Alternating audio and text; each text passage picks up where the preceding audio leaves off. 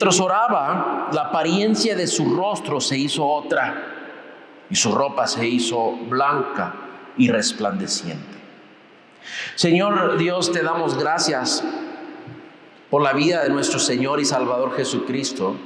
Su ministerio aquí sobre la tierra manifestó tu gloria, manifestó tu corazón de salvación, tu deseo de rescatarnos del lodo cenagoso. Cuando estábamos muertos en nuestro pecado, tú nos rescataste y nos diste vida en él. Ahora ayúdanos a entender más de su misión, su persona, de su propósito, para aún entender esta transfiguración, este vistazo del reino de Dios que vieron sus 3 discípulos aquel día tan glorioso. Ayúdanos, Señor, que tu Espíritu Santo sea nuestro maestro, nos ayude a entender y crecer en nuestra fe. Y pido esto en el nombre de Jesús. Amén. Amén. Dice, 8 días después, y les voy a recordar la semana pasada, Jesús habló de sus discípulos acerca de seguirlo, de seguirle, de tomar su cruz, de morir al yo, de estar dispuestos a morir al yo, a la voluntad del ego, someterse a la voluntad de Dios, aunque eso incluyera sufrir, persecución, cuesta lo que cuesta, seguiremos al Señor Jesús.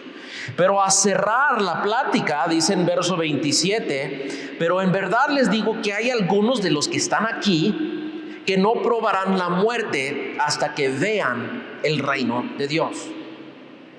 Ahora, muchas ideas acerca de lo que significa ese texto de que vean el reino de Dios. Les voy a resumir en 3 diferentes interpretaciones. Primero, algunos decían ver el reino de Dios y algunos no van a morir. Y luego hablan que en Juan capítulo 20 había rumor de que Juan no iba a morir, sino que él iba a estar vivo hasta que Cristo regresara. Entonces algunos conectan esto, Juan estuvo todavía en vida cuando él vio en el libro de Apocalipsis esa revelación del reino de Dios. Dicen, Juan no murió, él vio el reino. Esa es una interpretación popular. Otros dicen, no, el reino de Dios es nosotros, es la iglesia, nosotros somos el reino de Dios. Y pues esos discípulos que estuvieron ahí, estuvieron vivos hasta la muerte y resurrección de Cristo y el día de Pentecostés, cuando se descendió el Espíritu Santo y nació el reino de Dios el día de Pentecostés. Pero viendo el texto, dentro del contexto, dice, y 8 días después, es una continuación. 8 días después de estas palabras, ¿de qué palabras? De que no probarán la muerte sin ver el reino de Dios. Nota, dice, sin ver el reino de Dios. No dijo, sin que viniera el reino de Dios. Dijo, sin ver el reino de Dios. Y muchos ideas acerca de qué es el reino de Dios. Y les quiero sugerir que el reino de Dios no es algo, sino alguien. Jesús es el reino de Dios. Cuando vino predicando Juan el Bautista, él dijo, arrepentíos porque el reino de Dios se ha acercado. ¿Quién estaba anunciando Juan el Bautista? La llegada de Jesús. Jesús llegó predicando, arrepentidos porque el reino de Dios ha llegado. Jesús es el reino de Dios. Y lo que él dijo a sus discípulos, que el reino de Dios está entre vosotros, él estaba allí. Y hoy en día, cuando alguien nace de nuevo, el Espíritu de Dios viene y mora, y el Espíritu de Dios mora en nosotros, y él reina en nuestros corazones. Entonces estos 3 discípulos, Juan, Jacobo y Pedro, vieron Cristo en su gloria. Y vamos a ver eso de la transfiguración. Pero porque alguien me preguntó antes, ¿esto qué significa? Y es muy debatido y vamos a decir que pues no podemos decir 100% de esto es lo que se está hablando, pero como estudiamos la Biblia verso por verso, capítulo por capítulo, lo podemos interpretar en el contexto que Jesús está hablando que iba a llevar nomás 3 de ellos a ver su reino. Y lo manifestó ahí en el monte de transfiguración. Hay 3 opciones, ustedes pueden estudiar y decidir cuál prefieren creer. Pero en el texto vemos que Cristo los llevó al monte. Llevó a Pedro, Juan y Jacobo. Ellos son parte del círculo íntimo. Fueron aquellos que acompañaron a Jesús cuando Él resucitó a la hija de Jairo. ¿Se acuerda que Jesús echó afuera a todos los que estaban ahí llorando por dinero? Todos los que estaban ahí dudando y burlándose de Él cuando dijo que solamente estaba dormida. Él les echó afuera y nomás entró con los padres, con Pedro, Juan y Jacobo. Y ellos testificaron de eso. Y van a estar con Cristo en esta transfiguración, y luego ellos van a ser los tres que lo acompañan cuando Él se aparta en Getsemaní para orar, y es cuando sudó gotas de sangre. Entonces ellos testificaron de momentos íntimos en la vida de Jesús. Pero interesante en ver el círculo íntimo, que eran los que Cristo más tenía que tener la rienda cortita. Pedro fue el único que Cristo reprendió, como reprendiendo a Satanás. De hecho, le dijo: apártate de mí, Satanás. Y Pedro era siempre que hablaba sin pensar, y Dios siempre tenía una rienda cortita con él. Juan y Jacobo, más adelante vamos a estudiar que ellos quieren llamar fuego del cielo para quemar a todos los samaritanos, porque no querían dejar que Jesús pasara por su ciudad. Y Jesús le dio el apodo hijos de trueno.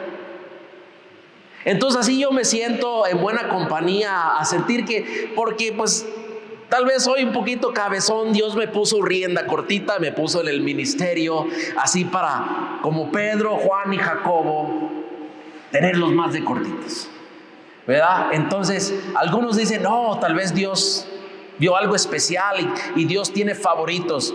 Bueno, a veces Dios tiene unos que tiene que tener más de cerca. Pregúntale a quién, cuáles son los niños que quién tiene que tener más de cerquita, porque a veces también andan entre los más traviesos, pero son los que reciben más atención, ¿verdad? Entonces yo prefiero recibir esa atención de Cristo. Pero ellos también respondieron a eso. Podían haber alejado, podían haber apartado. Jesús les dijo: ¿quieren también vosotros irse? Y Pedro dijo: ¿dónde más vamos a ir?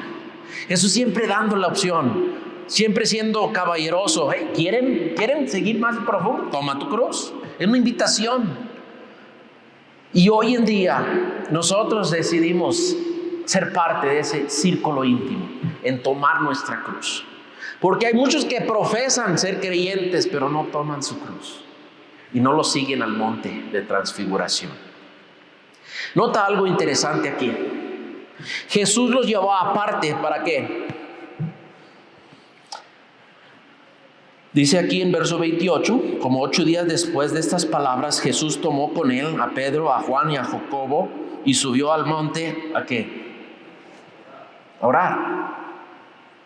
Lucas grabó muchas veces de la necesidad de Jesús, de su deseo más bien, de derramar su corazón delante del Padre en oración.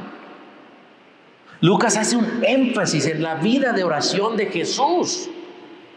Siendo el Hijo unigénito de Dios, se apartaba a platicar con su Padre, tener una comunión íntima con su Padre. Y Él invitó a sus amigos. Yo sigo creyendo, porque tenía que tener la rienda más cortita: véngase para acá, que vamos a ir a orar. Y los llevó al monte. Y son los que se durmieron. Pero Cristo empezó a orar. Y dice el texto: mientras Él oraba, su rostro se hizo otra. Mientras oraba, la apariencia de su rostro se hizo otra. Su ropa se hizo blanca y resplandeciente. Marcos usó la palabra se transfiguró. La palabra es metamorfosis en español. Describe un cambio de dentro hacia afuera. Un cambio que dentro de Jesús resplandeció, transformó, transfiguró su apariencia exterior, comenzando en lo interior. Ahora Lucas dice aquí que su rostro se hizo otra, no queriendo usar esa palabra transfiguración o metamorfosis, porque a los griegos que iban a escuchar eso iban a pensar de algunos cuentos de mitos griegos donde los dioses se transformaban en pájaros, o sea, se transformaban en imágenes y cosas así. Entonces él, queriendo evadir eso, hablando con alguien, él cambia la palabra y dice su rostro se hizo otro. Pero aquí da una explicación de que si su ropa, su rostro primero, luego su ropa también se hizo resplandeciente. Describe una luz tan brillante como relámpagos. Acuérdate la última vez que estuviste en una tormenta donde relampagueaba así blanco, así tan pum, que todo el cuarto, todo el lugar donde estaba se resplandecía blanco. Y luego viene el trueno, ¿verdad? O sea, recuerdas el poder de eso. Y es lo que emanaba o salía, resplandecía de Jesús, de adentro hacia afuera. Fue una revelación de su gloria interior, que siempre fue velado por su carne. Cuando Cristo vino en hombre, se despojó de sí mismo, se vistió de carne, tapando o velando su gloria. Pero en este momento, por la voluntad de Dios Padre y Dios Hijo, decidieron revelar esa gloria a 3 testigos. El Antiguo Testamento dice que para un testimonio válido necesitan 2 o 3 testigos. Jesús llevó estos 3 discípulos como testigos de esto. Acuérdense que él acaba de hablarles de su muerte, que iba a ser rechazado por los ancianos, los sacerdotes, los escribas. Entonces él está enseñándoles: si voy a ir a la cruz, pero déjenles enseño un vistazo de mi gloria para inspirarlos a seguirme. Pero nota que dice mientras oraba. Decidieron Dios Padre y Dios Hijo en su soberanía mostrar su gloria en esa intimidad de oración. Mientras oraba, transfiguró. Y hermanos, no hay que descuidarnos de la oración. Es tan importante en nuestras vidas. Si mientras Dios comunicaba con su Hijo, permitió que se transfiguraba, que se mostrara su gloria, es también el proceso en el cual nosotros seamos santificados. Y créeme que tu carne, que mi carne sabe eso. Por eso la carne resiste tanto a la oración. ¿Cuántos que cuando empiezan a orar empiezan luego a cabezarse? Pueden estar en redes, en la misma posición por horas y no se cansan. Pero nomás empiezan a hablar con Dios y se cuestan. Porque la carne resiste a la santificación. Es a través de la oración que la iglesia sea santificada. Esta primera parte de la prédica lo he nombrado la oración y la transfiguración. Es a través de la oración que Dios empieza a cambiarnos, por lo menos si estamos orando como Cristo nos enseñó. ¿Cómo nos enseñó a orar Jesús? Padre nuestro que estás en el cielo, santificado, no que yo sea santificado, no que yo sea glorificado, pero santificado sea tu nombre, venga tu reino, haga tu voluntad aquí en la tierra como en el cielo. Cuando nosotros estamos sometiéndonos a Él, buscando su gloria, buscando su voluntad, el hombre interior se transforma, se santifica. A pedir que Él sea santificado, nosotros seamos santificados como respuesta. Y la iglesia, a la medida que ora, la persona, a la medida que ora, su vida se transforma. Y Dios puede revelar la gloria de Cristo a través de nosotros. Porque es un ejercicio espiritual. La oración es comunión con Dios Padre a través del Espíritu Santo y en el nombre de Jesús. Voy a decirlo otra vez, es un ejercicio, una intimidad con Dios Padre en el poder del Espíritu Santo y en el nombre de Jesús. Y eso es lo que nos transforma. Nota que Cristo no transfiguró cuando estaba dando el sermón del monte. Para que todos escuchen mi palabra, voy a mostrar mi gloria a predicar. No. Tampoco cuando multiplicaba los panes y los peces. No dijo, mira, yo soy el pan del cielo, voy a transfigurar que todos ven la gloria. Ni tampoco cuando caminaba por las olas, sino decidió manifestar su gloria en el ejercicio, en la intimidad de la oración. Y hermanos, si deseas ver más Cristo en tu vida, entrégate en la oración. Entrégate el ejercicio de intimidad con Dios. Dios empieza a transformarnos en el proceso de la oración. Y Cristo hizo esto para que sus discípulos testificaran de su gloria. Después de su resurrección van a decir, nosotros nos acordamos que Él manifestó su gloria. Pero también vemos que esto fue el momento que afirmó Cristo para seguir adelante. Cristo en su humanidad, en su naturaleza humana como hombre, fue afirmado, fue fortalecido. Les recuerdo que cuando Cristo fue al desierto, ser tentado por 40 días, dice, después de los 40 días, después de la tentación por el enemigo, los ángeles fueron y le ministraron, le animaron, le dieron comida, le dieron agua, le dieron una nueva fuerza, porque en su carne necesitaba ser fortalecido. Cuando se apartó en Getsemaní a orar, también dice, los ángeles le ministraban. Jesús en su naturaleza necesitaba ser animado, afirmado. Y va a decir en capítulo 9, verso 51 dice, sucedió que cuando se cumplían los días de su ascensión, Jesús con determinación afirmó su rostro para ir a Jerusalén. ¿Cómo afirmó su rostro? En oración e intimidad con el Padre. Jesús sabe que viene acercando el día de su muerte. ¿Y cómo afirma su hombre? En oración. ¿Cómo afirma su voluntad a que se rinde a la voluntad de Dios? Porque acuérdense, eso era una expresión de su naturaleza humana cuando Jesús dijo al Padre, no se haga mi voluntad, sino la tuya. Y la gente dice, ¿cómo que Jesús tenía una voluntad aparte del Padre? En su naturaleza humana, sí.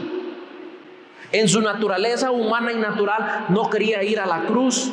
Por eso Él dijo, Padre, si sea posible que pase esta copa de mí.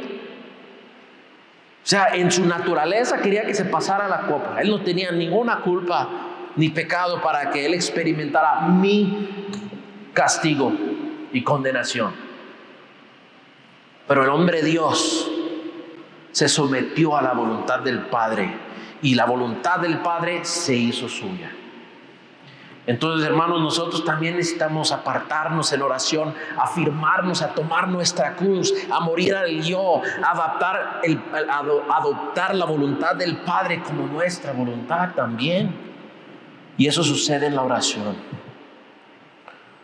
Verso 30 dice, y de repente 2 hombres hablaban con él, los cuales eran Moisés y Elías, quienes apareciendo en gloria, hablaban de la partida de Jesús, que estaba él a punto de cumplir en Jerusalén. Pedro y sus compañeros habían sido vencidos por el sueño, pero cuando estuvieron bien despiertos, vieron la gloria de Jesús y los 2 varones que estaban con él. Los discípulos estaban dormidos la mayor parte de esto. Pero Moisés y Elías estaban ahí para Jesús. Estaban ahí para afirmarlo. En lo que Él iba a hacer. ¿Qué? Afirmar su rostro hacia Jerusalén, hacia la cruz, hacia el monte Calvario. Ya cuando despiertan, se den cuenta lo que había sucedido. Vamos a escuchar una sugerencia de parte de Pedro. Pero ahora vamos a ver que después de la oración y la transfiguración, hablan del éxodo esperado.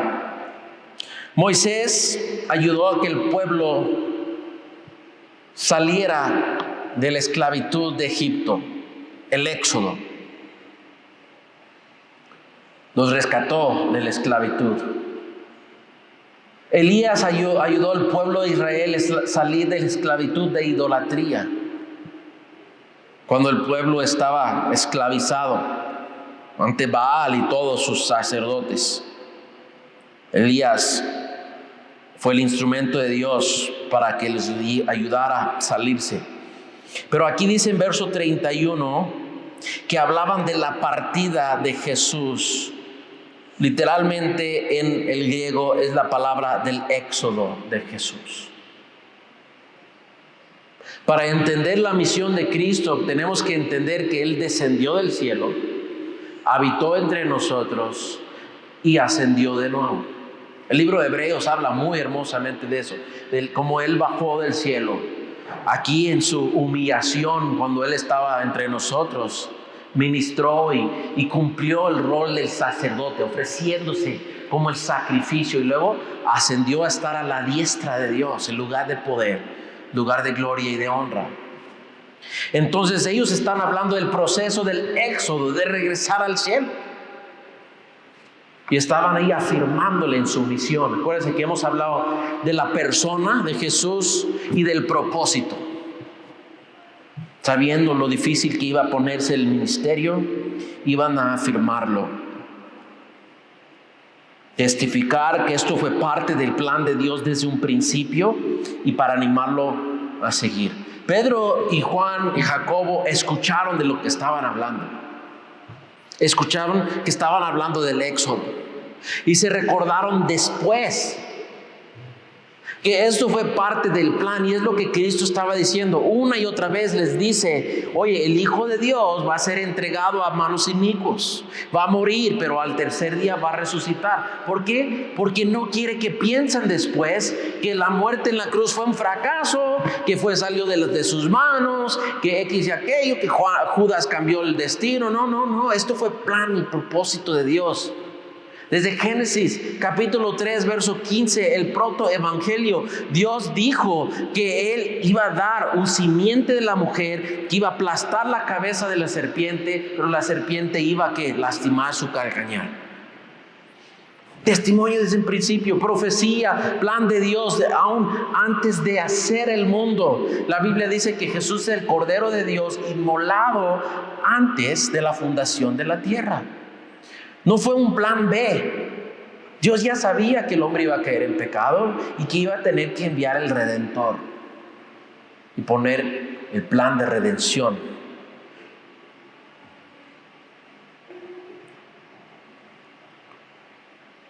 Hablaban de la partida de Jesús. Qué interesante. Moisés, tal vez deseando ver el día de aquel profeta que Dios dijo que iba a hablar a través de él y que todo el pueblo iba a tener que escuchar. Y no sé si todos los ángeles y los profetas estaban en el cielo viendo las obras de Jesús, si tal vez bajando: oye, Jesús, ¿y qué tal? ¿Cómo fue caminando sobre las olas? Porque yo nomás pude dividir el mar, pero tú caminas encima del mar, ¿verdad? Elías pudiera haber dicho: Jesús, ¿cómo es que lo hiciste?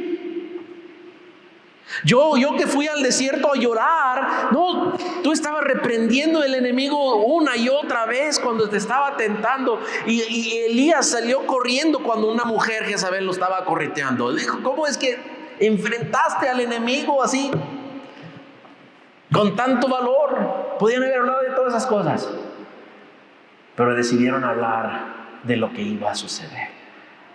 El clímax del ministerio de Jesús, el punto más importante, la prioridad de su misión, con todos los milagros que hizo, no fue nada en comparación a la muerte y resurrección de Cristo. ¿Sabe qué? Hablamos de las cosas que nos importan. En el tiempo de orar antes de la iglesia, exhorté y animé a los que estaban orando a que esta semana buscaran la oportunidad de hablar de Jesús, de hablar de su muerte y resurrección.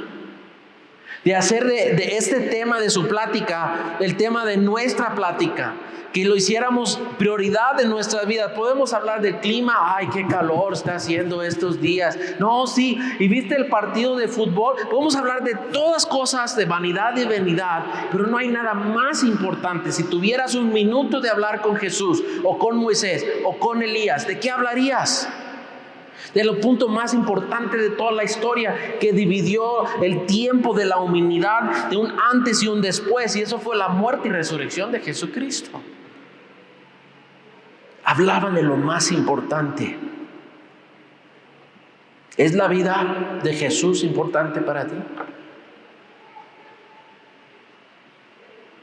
¿Es lo que Él hizo por ti importante, lo suficiente para que hablaras de eso? ¿O nomás lo recuerdas una vez al año? El día de resurrección, que celebramos en la iglesia y venimos a comer comida de traje, eso sí, cuando celebramos. O sea, es el enfoque de la gracia, el enfoque de nueva misericordia. Hoy, gracias Dios, que lo que hice ayer, las tonterías que hice ayer, los pensamientos que tenía por error ayer, están bajo la sangre de Cristo, porque moriste en la cruz por mí. Y el proceso de santificación, de mejorar, no depende de mí, porque Cristo, tú lo hiciste. Mira lo que dice en 2 Corintios capítulo 3, verso 18. 2 Corintios 3, 18.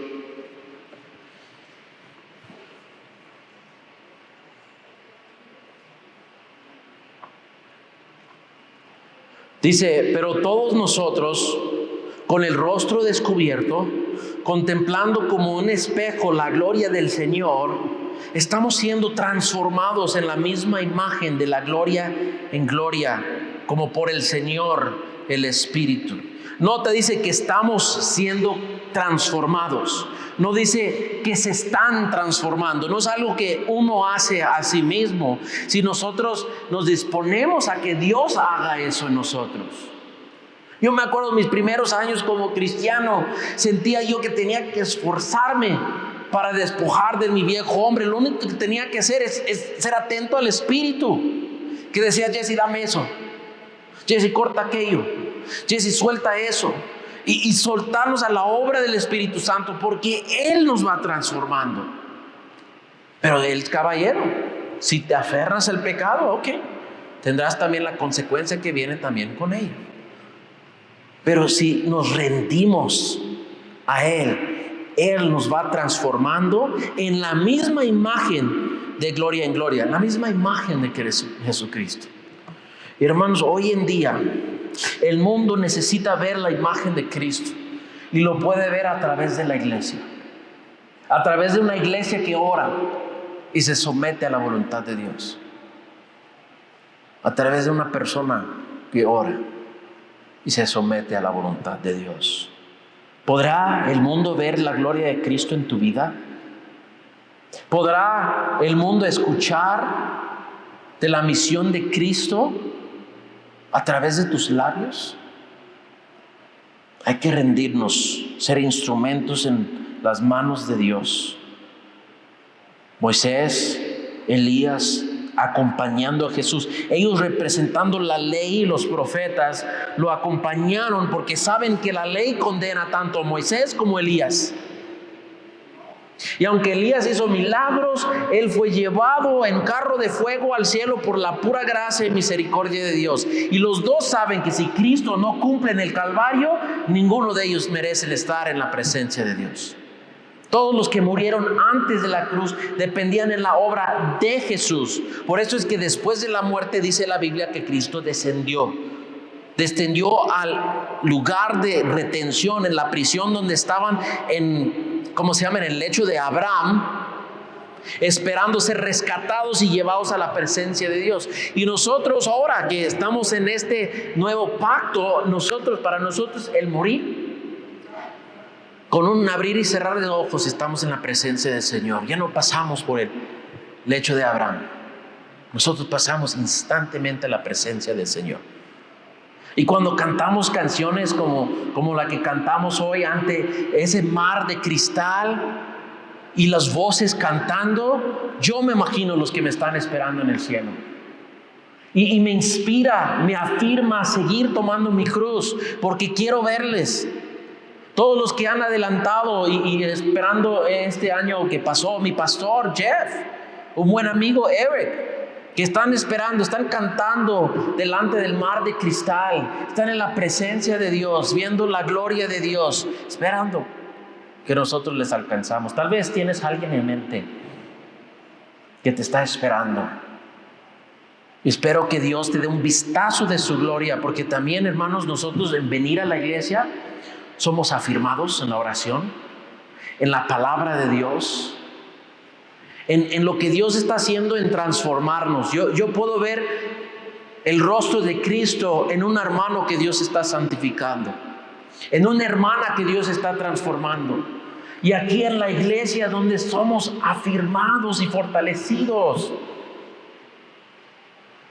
Y en los momentos más difíciles, en la tempestad y en las tormentas de nuestra vida, no es motivo para alejarnos, de tomar un break. Es un tiempo para fortalecernos aquí entre hermanos. Un abrazo de una hermana, un abrazo, una sonrisa de un hermano. Aquí es el lugar donde venimos para ser fortalecidos. Llorando en la almohada no te va a fortalecer. En oración unos con otros, animándonos, exhortándonos, somos fortalecidos. Por eso Moisés y Elías acompañaron a Cristo antes que fuera al Calvario. Verso 32 dice: Pedro y sus compañeros habían sido vencidos por el sueño, pero cuando estuvieron bien despiertos, nota, esto no fue un sueño, cuando estuvieron bien despiertos vieron la gloria de Jesús y a los dos varones que estaban con él. Nota, esto impactó tanto la vida de Pedro y de Juan. Mira lo que dice Pedro en la segunda carta de Pedro, capítulo 1. Segunda carta de Pedro, capítulo 1, verso 16 y 18. Pedro, escribiendo esto años después, dice, segunda de Pedro 1, 16, porque cuando les dimos a conocer el poder y la venida de nuestro Señor Jesucristo, no seguimos fábulas ingeniosamente inventadas, sino que fuimos testigos oculares de su majestad. Pues cuando Él recibió honra y gloria de Dios Padre, la majestuosa gloria, le hizo esta declaración: este es mi Hijo amado, en quien me he complacido.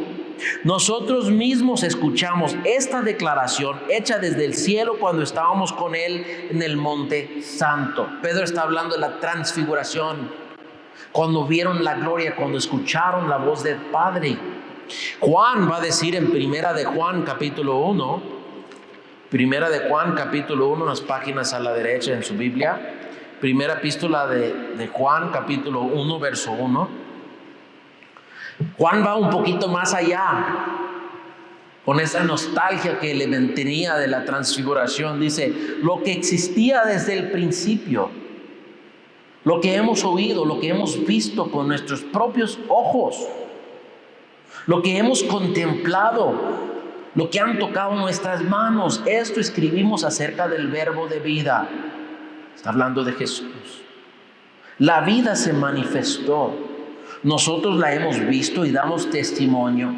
Y les anunciamos a ustedes la vida eterna que estaba con el Padre, se manifestó a nosotros. Lo que hemos visto y oído, les proclamamos también a ustedes, para que también ustedes tengan comunión con nosotros. En verdad, nuestra comunión es con el Padre y con su Hijo Jesucristo. Les escribimos estas cosas para que nuestro gozo sea completo. Ahora tenemos este escrito por Juan y el escrito de Pedro. Ellos diciendo a los demás: oye, creen en nosotros porque nosotros vimos con nuestros propios ojos. No le estamos dando un cuenta de hadas ni fábulas. Estamos compartiendo nuestro testimonio de primera persona. Jacobo no llegó a escribir nada, por lo menos no con su mano, pero con su propia sangre. Jacobo, siendo el primer mártir entre los apóstoles, él con su vida escribió una carta que él vio la gloria de Jesús y sabe que es tan digno de honra. Aunque pagamos con nuestra sangre, aunque pagamos con nuestra vida, Cristo es digno porque él vio su gloria. Y sabe que hay algo más allá de esta vida, hay algo más importante de lo que podemos imaginar en esta tierra. Y vale la pena entregarnos esta vida para heredar la vida eterna por gracia. Y eso es lo que escribió Jacobo con su testimonio. Vieron la gloria de Jesús. Nota, Juan y Pedro no mencionaron a Moisés y Elías en su testimonio, porque el que resplandecía era Jesús. El que impresionó con su gloria era Jesús. Algunos preguntan, ¿y cómo sabían que eran Moisés y Elías? Pues no nos dice aquí. Algunos imaginan que tal vez Moisés andaba caminando con las 2 tabletas y los 10 mandamientos. Tal vez Elías tenía una etiqueta así, un gafete, Elías. O llegó tal vez en su carro de fuego, como cuando Dios lo llevó al cielo y los prestó para que bajara. No sabemos, pero ellos sabían quién eran los que estaban hablando. Y Pedro dice en verso 33, y al retirarse ellos de él, Pedro dijo a Jesús: Maestro, es bueno quedarnos aquí. Hagamos 3 enramadas, una para ti, otra para Moisés y otra para Elías. Pero Pedro no sabía lo que decía. Vimos la oración y la transfiguración. Hablamos del éxodo esperado. Y ahora vamos a ver esta sugerencia inocente. Había escrito aquí en mi Biblia, esta sugerencia sin sabiduría, porque no sabía. Pero realmente yo creo que es mejor decir que es una sugerencia inocente. Porque Pedro no sabía lo que decía. Inocentemente dijo: es mejor para nosotros estar aquí, porque no sabía lo que estaba diciendo. Su primer error es que puso a Moisés, Elías en el mismo plano que Jesús. Y Jesús es mayor. Estoy estudiando para dar el clase de Hebreos en el Instituto Bíblico, y de eso se trata. Les animo a leer el libro de Hebreos. Jesús es mayor. Su pacto es mayor que el primer pacto. Si el primer pacto hubiera sido suficiente, no habría necesidad para un segundo pacto. Fue el mejor sacerdote que los sacerdotes levíticos. Fue mejor que Moisés, mejor que los ángeles, mejor. Y usa la palabra mejor 13 veces en el libro de Hebreos para describir a Jesús, su ministerio y su nuevo pacto. Jesús es encima de todas las cosas. De hecho, en Hebreos, vamos a leerlo, Hebreos 1, verso 1. El autor de Hebreos, que es un autor anónimo, dice que Jesús es la expresión exacta de la naturaleza de Dios. Mira, vamos a leer Hebreos 1:1. Dios, habiendo hablado hace mucho tiempo, en muchas ocasiones y de muchas maneras a los padres por los profetas, en estos últimos días nos ha hablado por su Hijo, a quien constituyó heredero de todas las cosas, por medio de quien también hizo el universo. Él es el resplandor de su gloria y la expresión exacta de su naturaleza, y sostiene todas las cosas por la palabra de su poder.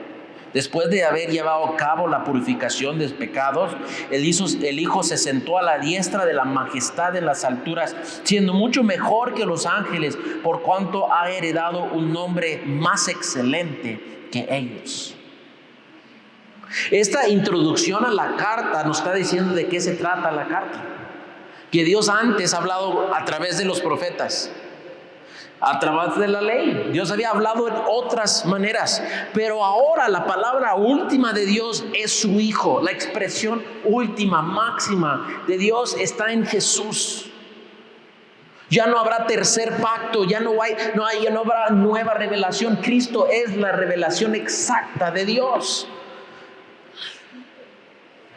Él expresa el corazón de Dios Y aquí en el monte de transfiguración, Él mostró la gloria de Dios. Vamos a hablar de eso en la siguiente porción. Pero inocentemente Pedro dijo, vamos a quedarnos aquí. Y yo no creo que hubo engaño en Pedro. No dijo, vamos a hacer 4 enramadas, uno para Moisés, Elías, tú Jesús, y yo también deme uno porque yo soy el mayor de los discípulos. No. Ni tampoco dijo, vamos a hacer 6 enramadas, uno para cada uno. No. Pero el error que él hizo inocentemente es pensar que la ley y los profetas va igual con el Hijo de Dios. Pero Él es el autor. Y el autor de Hebreos va a decir, el que construye la casa es mayor que la casa. Moisés, parte de la casa. Nosotros, parte de la casa. ¿Quién es el constructor? ¿Quién está construyendo? Jesús. Y en su humanidad fue la piedra angular que con su sacrificio puso todo para que Dios edificara su iglesia, que somos nosotros. Otro error que hizo Pedro, ya lo había hecho antes y no creo que se dio cuenta lo que estaba diciendo, pero quería la gloria sin el Calvario. Cuando Jesús le dijo que iba a ser muerto, Mateo, Marcos habla de que Pedro dijo, no, ¿cómo vamos a permitir eso? Y Jesús reprendió a Pedro, porque estaba puesto sus ojos en las cosas de hombre y no de Dios. Y otra vez lo hace. Nota aquí, Cristo ya no lo reprende, porque lo dice inocentemente, o sea, vamos a quedarnos aquí. Y muchas veces nosotros, hermanos, inocentemente creemos que podemos nosotros disfrutar del cielo en la tierra. Y queremos la gloria aquí sin pasar a la cruz del Calvario. Y algunos predican que Dios te dará el cielo aquí en la tierra si tuvieras suficiente fe, si echaras suficiente ganas y creyeras y X y aquello y predicación de sanidad y salud y gloria y prosperidad. Pero no podemos evitar el Calvario antes de la cruz. La cruz antes de la corona. Entonces estaba él queriendo cielo en la tierra. Y déjame decirle, Dios nos da vistazos del cielo. Dios nos da momentos bonitos. Aquí en la iglesia, en el tiempo de oración, en el tiempo de alabanza, en un retiro, en una conferencia, en un instituto bíblico, podemos sentir tan cerca de Dios que no queremos alejarnos. ¿Alguna vez han ido a un retiro y no quieren regresar a casa? ¿Alguna vez han ido a una conferencia y digan, sigue dando, sigue predicando? O tal vez al instituto bíblico y ya no quiere regresar. No hay un quinto, no hay un octavo semestre para que me quede, ¿verdad? Pero la cosa es que Pedro no sabía que no era cielo en la tierra, estaban en un campo de guerra. Y hermanos, mientras estamos aquí en esta tierra, no importa dónde estés, esto es campo de guerra. Y la siguiente semana vamos a ver que bajando del monte, ¿sabes quién lo estaba esperando? ¿Quién sabe? ¿Quién se acuerda? Un padre con su hijo endemoniado. Pedro en ese momento estaba experimentando el cielo en la tierra, y son bonitos momentos donde Dios nos da el regalo de experimentar algo de su gloria, del cielo en la tierra. Son momentos para inspirarnos, para afirmarnos, pero donde no vivimos ahí, no hacemos enramadas ahí. ¿Por qué? Porque hay trabajo que hacer. Pero ese experimento en la conferencia o en el retiro o en el instituto nos afirma para seguir trabajando, manos al arado. No podemos vivir en el monte de transfiguración, porque aún no es el cielo. Por muy hermoso que fue experiencia, no es nada en comparación a toda la gloria que va a manifestar Cristo en el cielo, en plenitud de gloria. Él nomás podía manifestar cierta cantidad de gloria estando todavía en su cuerpo. ¿Por qué? Porque número uno, hubiera quemado a todos, porque nadie puede ver la gloria de Dios y sobrevivir. Cuando Dios permitió que Moisés viera las espaldas de su gloria, lo tuvo que poner en la penca para que lo protegieran. porque no podía resistir, no podía aguantar estando en la plena gloria de Dios. Pero Pedro dijo, es bueno para nosotros quedar aquí. En vez de reprenderlo, Dios Padre nomás lo interrumpió. Verso 34 dice, mientras él decía esto, se formó una nube que los cubrió y tuvieron temor a entrar en la nube. Pero una voz salió de la nube que decía, este es mi hijo, mi escogido, oigan a él. Después de oírse la voz, Jesús quedó solo.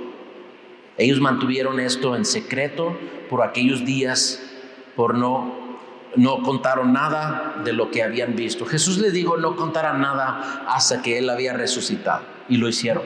Eso sí, obedecieron. Pero esto aquí nos recuerda al tabernáculo de Dios en el desierto en Éxodo.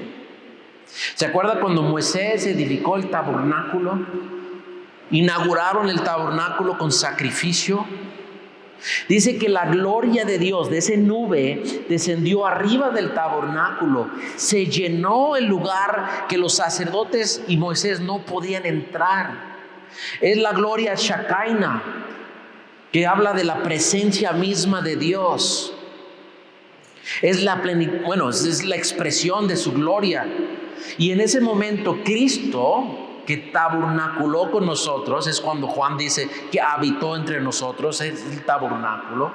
Algunos piensan que Pedro mencionó las enramadas porque era la fiesta de tabernáculos, cuando los judíos iban afuera y levantaban enramadas para recordar los días de Éxodo, y en esos días de fiesta vivían en enramadas, en tabernáculos, en tiendas.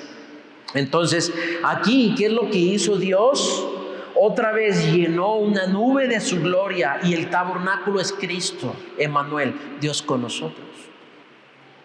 Y de esa nube Él expresó, este es mi hijo, oír a Él. Y en Deuteronomio capítulo 18, verso 15, Deuteronomio 18, 15, Dios había hablado a través de Moisés de su hijo. Habló de él como un profeta, una persona que iba a hablar de parte de él. Dice en Deuteronomio 18, 15, un profeta de en medio de ti, de tus hermanos, como yo, levantará el Señor tu Dios, a él oirán. Esto es conforme a todo lo que pediste al Señor tu Dios en Horeb, en el día de la asamblea, diciendo, no vuelvo yo a oír la voz del Señor mi Dios, no vuelvo a ver este gran fuego, no sea que muera. Y el Señor dijo, bien hablado en lo que han dicho.